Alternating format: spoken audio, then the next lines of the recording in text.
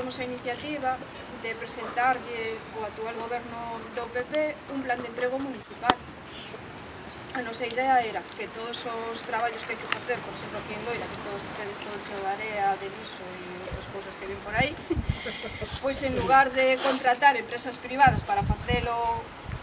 cando toca,